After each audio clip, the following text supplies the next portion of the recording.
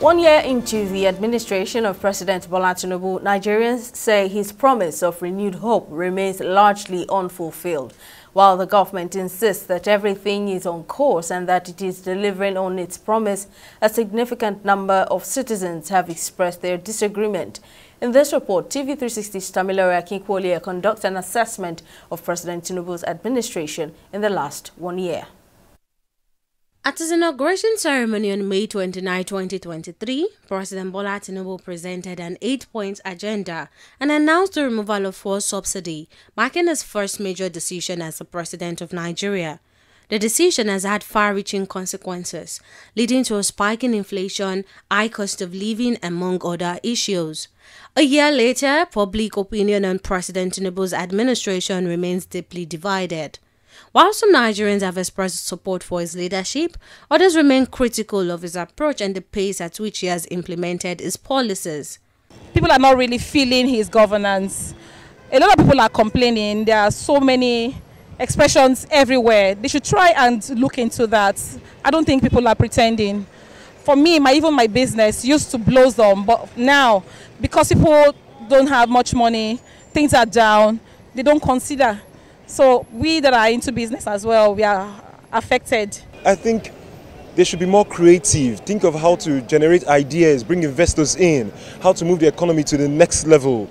You know, I don't know. I'm not really impressed with this government, frankly. So everyone knows that the country is ravaged with so many issues. So, and to be unrealistic to say, okay, you probably expect to have sorted out a lot of issues within that 1 year. So, but I just hope that the next couple of months or another year, I think that would be fair enough to rate him that he will actually do more based on his promises he made in his during his campaign. Some argue that President Tinubu's administration has not lived up to the expectations of the renewed hope agenda. They cite unfulfilled promises, such as the constant postponement of the reopening of refineries, as evidence of this shortfall. Every time governors collect allocation, the price of forest goes up. Yeah, you can say the CBN had done what they need to do to ensure that they do introduce international best practice so that whoever is buying forest will have record of that. But there are still enough going on at the black market. So if you are not able to look through this corruption that you talk about, do a thorough study of it, you're going to have consistently these issues that we're having, and Nigerians will be complaining and say, you know, irrespective of how you want to move, will say you are not doing enough. Mr. President should earn our trust in ensuring that the cost of governance, by living up to the prescription that he made, that he was going to review the double tax thing. In the area of security, the appointment of new service chiefs was a notable move by President Tinubu. But security experts have voiced cautious optimism, saying while there has been some improvement in the security situation in the country, challenges still remain. It is not the appointments that matter. It's what the appointee is going to do and what he's been doing. Number one, for that particular agitation by many people that the National Security Advisor should be military, I don't agree at all. Because, you see, we have militarized Nigeria.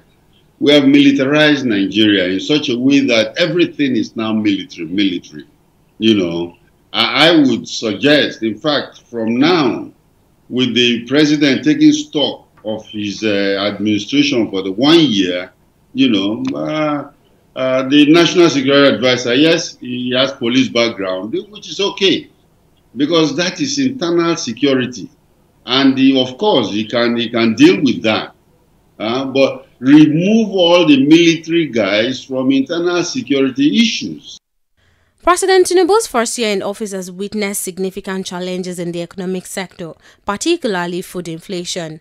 Economists have largely attributed the rising cost of food to the high expenses associated with transportation. As transportation costs surge, so do the price of food items, making it a major driver of inflation in the country. This has had a direct impact on the cost of living eating the pockets of ordinary Nigerians hard. Immediate supply of food has got to come through imports. There is no other way you can increase the food production without importing. What I mean importing, we're already importing.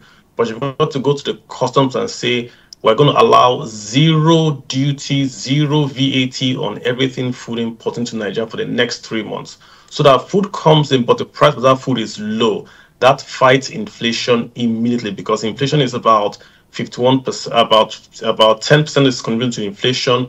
51% of our CPI is food. So once you can get cheap food, you are fighting inflation. With 3 years remaining in his term, the president still has plenty of time to deliver on his renewed hope agenda. The nation is hoping that happens soon. Tamilore Akinkolye, TV360, Lagos.